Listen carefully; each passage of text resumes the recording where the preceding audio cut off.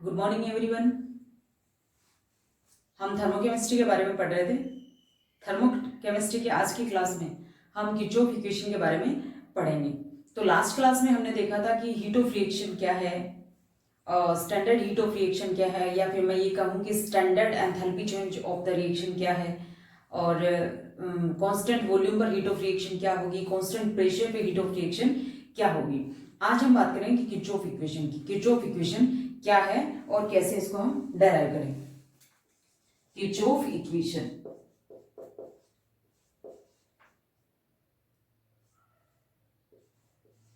Kirchhoff's equation.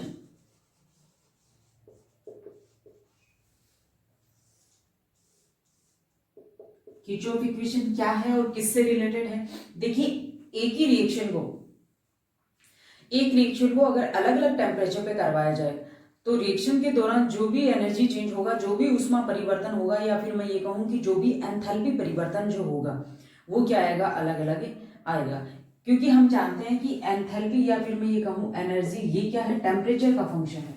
ठीक है, यानी कि ये दोनों ही क्या है, टेम्परेचर का फंक्शन है, टेम्परेचर पर डिपेंड करती है। अगर आपने टेम्परेचर को चेंज किया तो एंथैल्पी और इंटरनल एनर्जी का मान भी क्या होगा, चेंज होगा। तो अगर एक ही रिएक्शन को आप अलग अलग टेम्परेचर पे करवा रहे हो तो अलग अलग टेम्परेचर पे करवाओगे तो दोनों कंडीशन में रिएक्शन के दौरान जो भी ऊष्मा परिवर्तन होगा, जो भी एंथैल्पी परिवर्तन होगा, या फिर मैं ये कहूँ कि अगर रिएक्शन कांस्टेंट वॉल्यूम पर हो रही है तो जो भी इंटरनल एनर्जी परिवर्तन होगा वो क्या आएगा, अलग अलग आएगा। और किरचॉफ इक्वेशन की हेल्प से हम ये ज्ञात करते हैं कि अगर एक टेम्परेचर पर हमें किसी रिएक्शन के दौरान होने वाला ऊष्मा परिवर्तन ज्ञात है तो अदर टेम्परेचर पर उसी रिएक्शन के लिए होने वाला ऊष्मा परिवर्तन हम ज्ञात कर सकते हैं। ठीक है, यानी कि किरचॉफ इक्वेशन क्या बताती है हमें, effect of temperature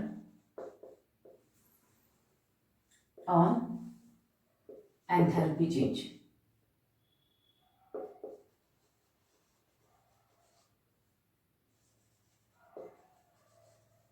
of reaction। ठीक है, तो मान लीजिए कोई रिएक्शन है, सिंपल रिएक्शन है, जैसे ए से बी बन रहा है, यानी कोई ए रिएक्टेंट है जिससे बी प्रोडक्ट बन रहा है। ए रिएक्टेंट है, उसका एंथैल्पी मान लीजिए एच ए है, और जो बी प्रोडक्ट बन रहा है उसकी एंथैल्पी एच बी है। अभिक्रिया के दौरान होने वाला ऊष्मा परिवर्तन, या फिर मैं कहूं कि इस रिएक्शन के दौरान होने वाला एंथैल्पी परिवर्तन क्या आएगा, enthalpy change of the reaction del H equal to क्या होगा, H B minus H A, यानी प्रोडक्ट की एंथैल्पी माइनस रिएक्टेंट की एंथैल्पी।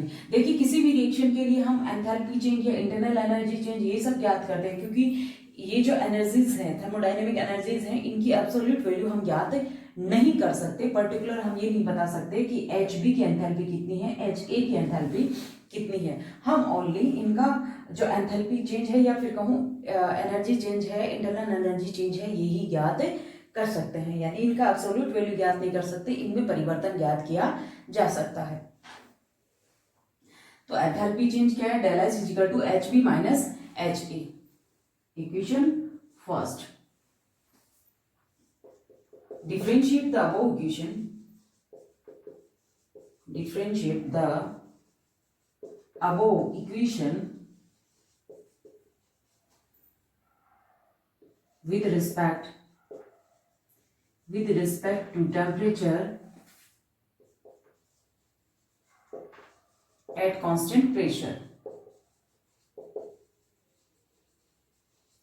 यानी इस इक्वेशन को हम टेम्परेचर के सापेक्ष डिफरेंशिएट करेंगे कांस्टेंट प्रेशर पे। कांस्टेंट प्रेशर पे टेम्परेचर के सापेक्ष इस इक्वेशन को डिफरेंशिएट करेंगे तो क्या आएगा, del H upon D T constant pressure equal to del H B upon del T constant pressure minus del H A upon del T constant pressure.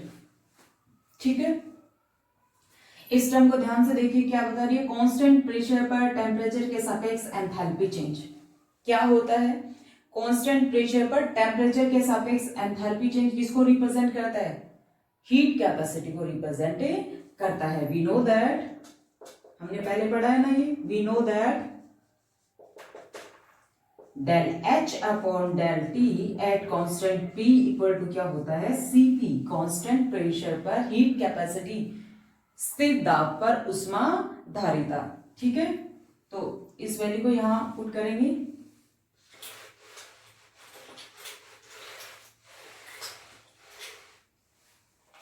तो क्या आएगा? Del H upon del T at P constant P equal to आएगा CP, product की उष्मा धारिता, product की heat capacity, minus CP reactant की heat capacity.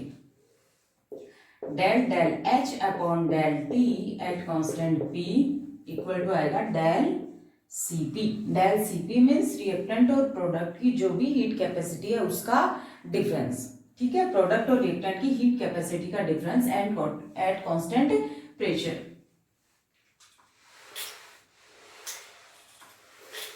ये जो इक्वेशन है वो किरचॉफ इक्वेशन की डिफरेंशिएट फॉर्म है। ठीक है, इस इक्वेशन को हम ऐसे भी लिख सकते हैं, del E upon del T at constant V equal to del C B. ऐसा क्यों लिखा मैंने? ऐसा इसलिए लिखा है क्योंकि अगर रिएक्शन को आप कांस्टेंट प्रेशर पे करवा रहे हो तो जो भी उष्मा परिवर्तन होगा वो एंथैल्पी चेंज की सेंस में लिखेंगे। ठीक है, कांस्टेंट प्रेशर पे करवाया तो जो भी उष्मा परिवर्तन हुआ वो एंथैल्पी चेंज की फॉर्म में लिखा, और उसी के अकॉर्डिंग हमने क्या लिखी, जो रिएक्टेंट और प्रोडक्ट है उसकी हीट कैपेसिटी आएगी, कांस्टेंट प्रेशर पे हीट कैपेसिटी चेंज आएगा। और अगर हमने रिएक्शन कांस्टेंट वॉल्यूम पर करवाई है तो रिएक्शन के दौरान जो भी उष्मा परिवर्तन होगा वो इंटरनल एनर्जी की सेंस में होगा। तो इंटरनल एनर्जी की सेंस में कांस्टेंट वॉल्यूम पर रिएक्शन हो रही है तो जो हीट कैपेसिटी आएगी वो हीट कैपेसिटी चेंज क्या लिखेंगे? Del CB. रिएक्टेंट और प्रोडक्ट का जो हीट कैपेसिटी डिफरेंस आएगा वो क्या आएगा? Del CB. तो ये दोनों इक्वेशन किसको रिप्रेजेंट करती है? किरचॉफ इक्वेशन को रिप्रेजेंट करती है, यानी किरचॉफ इक्वेशन जो है उसकी डिफरेंशिएट फॉर्म को रिप्रेजेंट करती है। ठीक है, अगर अब इस इक्वेशन, इन इक्वेशन को इंटीग्रेट करते हैं। ठीक है,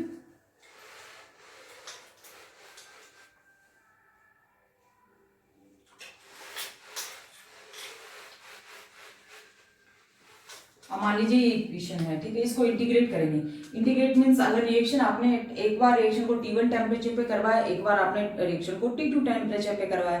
T1 टेम्परेचर पे जब करवाया तो उस रिएक्शन के दौरान एंथैल्पी होने वाला एंथैल्पी चेंज जो हुआ वो मान लीजिए डेल H1 हुआ, और जब आपने रिएक्शन को T2 टेम्परेचर पे करवाया तो उस रिएक्शन के दौरान होने वाला एंथैल्पी चेंज जो हुआ वो क्या हुआ? डेल H2 हुआ।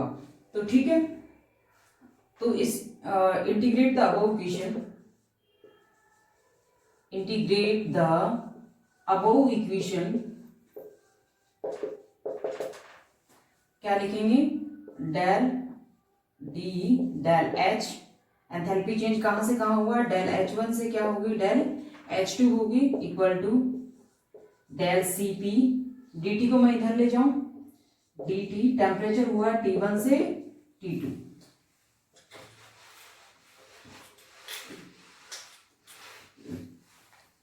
क्या आएगा? Del H2 minus del H1 equal to आ जाएगा del Cp T2 minus T1। Del Cp constant रहेगा क्योंकि आपने रिएक्शन को एक बार T1 टेम्परेचर पर करवा लिया, एक बार T2 टेम्परेचर पर करवा लिया, तो एंथैल्पी चेंज तो चलो हो गया, डेल H1 से डेल H2 चेंज हो गया। ठीक है, लेकिन ये जो हीट कैपेसिटी है डेल Cp है ये तो सेम ही रहेगा क्योंकि रिएक्टेंट और प्रोडक्ट तो सेम ही है। रिएक्टेंट और प्रोडक्ट की सेम है तो उनका हीट कैपेसिटी डिफरेंस क्या रहेगा? सेम रहेगा, यानी ये वैल्यू तो फिक्स रहती है। अगर आपने इस टेम्परेचर और इस टेम्परेचर पे किसी कराओ कोई भी टेम्परेचर पे कराओगे तो हीट कैपेसिटी चेंज हम क्या मान रहे हैं? कांस्टेंट मान रहे हैं कि वही प्रोडक्ट वही रिएक्टेंट बन रहा है तो उनका हीट कैपेसिटी डिफरेंस भी क्या रहेगा? सेम रहेगा।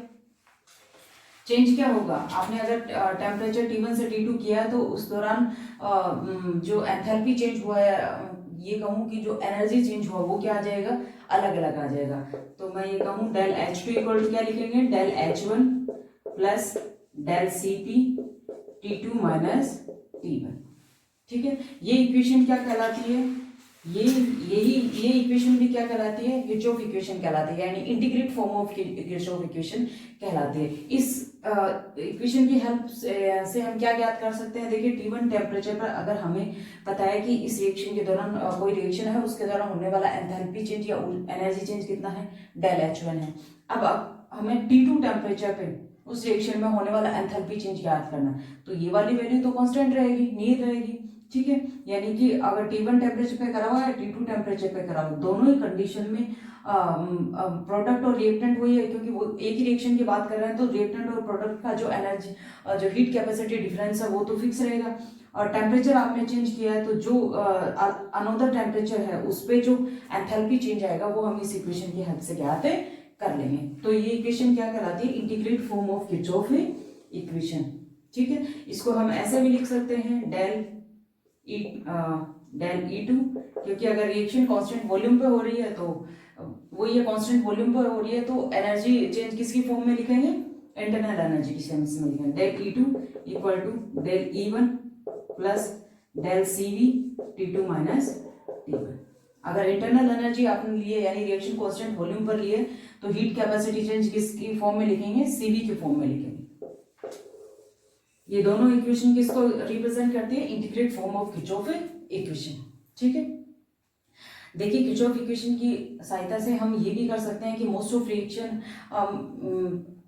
जो मतलब ये कहूँ कि सारी जो रिएक्शन होती है उनको हम एक एटमॉस्फेयर प्रेशर पे या 25 डिग्री सेल्सियस टेम्परेचर जिसको हम स्टैंडर्ड मान रहे हैं उस कंडीशन में हम करवा नहीं पाते हैं। ठीक है, हर रिएक्शन को नहीं करवा पाते हैं, तो इसलिए इस इक्वेशन की हेल्प से हम कोई भी रिएक्शन को किसी भी टेम्परेचर पर करवाएंगे और फिर स्टैंडर्ड कंडीशन में स्टैंडर्ड टेम्परेचर पर इस इक्वेशन की हेल्प से जो भी एंथैल्पी चेंज आएगा वो ज्ञात कर लेंगे। यानी कि किसी भी रिएक्शन के लिए स्टैंडर्ड एंथैल्पी चेंज जो होगा वो हम किरचॉफ इक्वेशन की हेल्प से ज्ञात कर सकते हैं। अगर उस रिएक्शन के लिए कोई भी टेम्परेचर पर अगर हमें एंथैल्पी चेंज पता है तो उस जो रिएक्शन है उस रिएक्शन के लिए स्टैंडर्ड एंथैल्पी चेंज हम किरचॉफ इक्वेशन की हेल्प से ज्ञात कर सकते हैं। तो ये थी किरचॉफ इक्वेशन, बहुत ज़्यादा यूजफुल है ये। ठीक है, नेक्स्ट लेक्चर में हम बात करें कि ये जो किसी भी रिएक्शन के दौरान जो भी एनर्जी चेंज आता है या फिर कहूँ कि जो भी एंथैल्पी चेंज आता है वो उस रिएक्शन की टाइप के अकॉर्डिंग अलग अलग टाइप से हो सकता है। फॉर एग्जांपल जैसे कि किसी रिएक्शन के दौरान कोई यौगिक बन रहा है, यानी कहूँ कि कोई रिएक्शन में एक कंपाउंड का फॉर्मेशन हो रहा है, तो उस रिएक्शन के दौरान जो भी एनर्जी चेंज आएगा, जो भी एंथैल्पी चेंज आएगा उसको हम हीट ऑफ फॉर्मेशन कहेंगे, संभवन ऊष्मा कहेंगे, क्योंकि यौगिक का फॉर्मेशन हो रहा है। इसी तरह से कंबल्शन एंथैल्पी कहेंगे, यानी दहन ऊष्मा, ट्रांजिशन ऊष्मा है, ट्रांजिशन एनर्जी है, जलयूजन ऊर्जा है, जलयूजन ऊष्मा है। इसी तरह से डाइल्यूशन एनर्जी है, आयोनाइजेशन एनर्जी है। ये सब हम आगे के लेक्चर में डिस्कस करेंगे। ठीक है, थैंक यू।